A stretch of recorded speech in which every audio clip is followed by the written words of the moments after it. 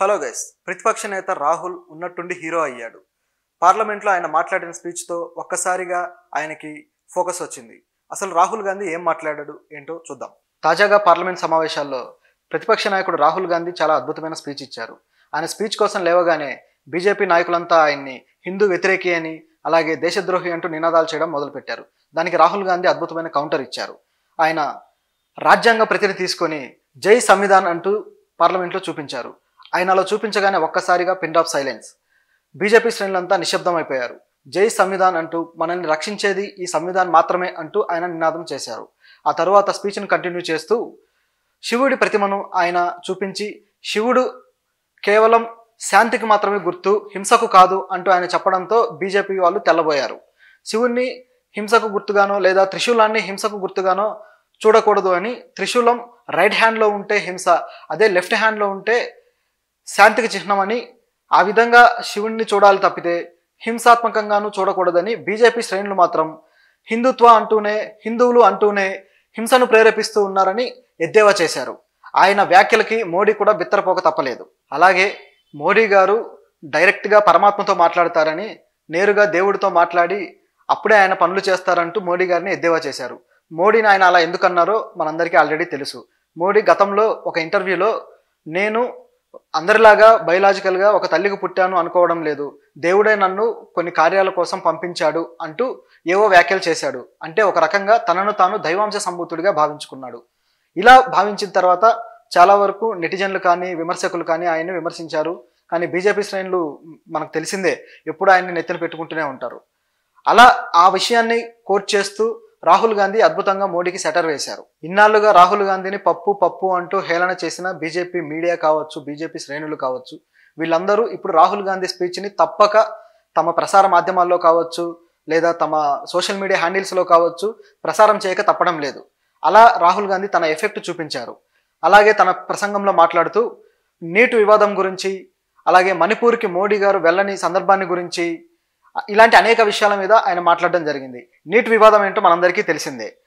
ప్రస్తుతం దేశంలో అతిపెద్ద విద్యా స్కామ్ అంటే నీట్లో అనేక అక్రమాలు జరిగాయనే ఆరోపణలు, విద్యార్థులు అనేక మంది రోడ్ల మీదకు రావడం, ఆ స్కామ్లో రోజు రోజుకి ఒక్కొక్క విషయం బయటపడుతూనే ఉంది. ఈ విషయాన్ని గురించి ప్రభుత్వం ఇంతవరకు బాధ్యతగా తన వ్యాఖ్యలు కానీ తన చర్యలు కానీ మొదలు పెట్టలేదు. ఏదో వృతాబత్తిగా దీనికి సంబంధించి చట్టాలు ఉన్నాయని, ఆ చట్టాల రూపంలో కఠినమైన శిక్షలు వేస్తామని ఏదో ప్రభుత్వం ఒక స్టేట్మెంట్ అయితే ఇచ్చింది. కానీ అసలు జరిగిందే ప్రభుత్వానికి అనుకూలమైన వ్యక్తుల ద్వారా అనేది ఉన్న సమాచారం.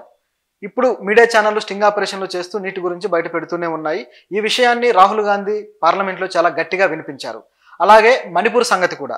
మణిపూర్ అల్లర్లు జరిగినప్పుడు ఎంతోమంది మహిళలు వివస్త్రాలయ్యారు, ఎంతోమంది అన్యాయంగా చనిపోయారు, ఎన్నో దేవాలయాలు, చర్చిలు తగలబడ్డాయి. ఇంత ఘోరం జరిగిన తర్వాత కూడా మోడీ కనీసం మణిపూర్కి వెళ్ళలేదు. ఆయన వెళ్ళాలి అంటూ ఆనాడు పార్లమెంట్లోనే రాహుల్ గాంధీ డిమాండ్ చేయడం కావచ్చు, అలాగే ప్రతిపక్షాలు గట్టిగా డిమాండ్ చేసినా ఆయన తలొగ్గలేదు. చివరికి ప్రతిపక్షాలన్నీ కలిసి అవిశ్వాస తీర్మానం పెడితే తప్ప మోడీ గారు దాని గురించి మాట్లాడలేదు. అది కూడా 1 minute. దీన్ని కూడా కౌంటర్ చేస్తూ ఇవాళ రాహుల్ గాంధీ అద్భుతంగా మాట్లాడారు. మణిపూర్కి ఇంతవరకు వెళ్ళలేదు మీరు, ఇదేమి బాధ్యత అంటూ ప్రశ్నించారు. హింసను ప్రేరేపించడం అంటే ఇది కాదా అంటూ ప్రశ్నించారు. హిందువులు అని చెప్పుకుంటూనే హింసను ప్రేరేపిస్తున్నారంటూ ఎద్దేవా చేశారు. గత ప్రభుత్వంలో తీసుకొచ్చిన అనేక పథకాల విషయంలో కూడా చాలా అసంతృప్తి వ్యక్తం చేశారు. అగ్నివీర్ పథకాన్ని తాము కానీ అధికారంలోకి వస్తే పూర్తిగా తీసివేస్తామని, అగ్నివీర్ పథకంతో దేశభక్తులని అవమానిస్తున్నారని, సైనికులని అవమానిస్తున్నారని రాహుల్ గాంధీ అన్నారు. ఇదొక్కటే కాదు, ఈడీని, సిబిఐని ప్రతిపక్ష నాయకుల మీద దాడులకు ఉపయోగించడం కానీ, కేవలం బీజేపీ తన స్వప్రయోజనాల కోసం మాత్రమే ప్రభుత్వ స్వతంత్ర వ్యవస్థల్ని వాడటాన్ని కానీ తప్పుపట్టారు. రాహుల్ గాంధీ మాటలకి స్పీకర్ కూడా తెల్లబోయారు. చివరికి స్పీకర్ను కూడా అసలు మైక్ ఆఫ్ చేసే అధికారం ఎవరి చేతిలో ఉంది అంటూ ప్రశ్నించారు. దాంతో స్పీకర్ కూడా అయోమయంలో పడ్డారు. ఈ విధంగా రాహుల్ గాంధీ అద్భుతంగా స్పీచ్ ఇచ్చి హీరో అయిపోయాడు. అయితే ఏ విషయాన్నైనా బీజేపీ, మోడీ అద్భుతంగా ట్విస్ట్ చేయగలరు. అలా ఎన్నోసార్లు చేశారు కూడా. అయితే ఈ స్పీచ్ను కూడా ట్విస్ట్ చేయాలని ప్లాన్ చేశారు. మోడీ రాహుల్ గాంధీ స్పీచ్ మీద విమర్శిస్తూ ఏమన్నారంటే, రాహుల్ గాంధీ హిందువులను హింసావాదులు, తీవ్రవాదులు అన్నారంటూ కొత్తగా ఆరోపణ చేశారు. దానికి ఆల్రెడీ రాహుల్ గాంధీ తన స్పీచ్లో హిందువులు హింసావాదులు కాదు, ఆర్ఎస్ఎస్, బీజేపీ, మోడీ వీళ్ళు మాత్రమే హిందువులు కాదు అంటూ కౌంటర్ ఇచ్చారు.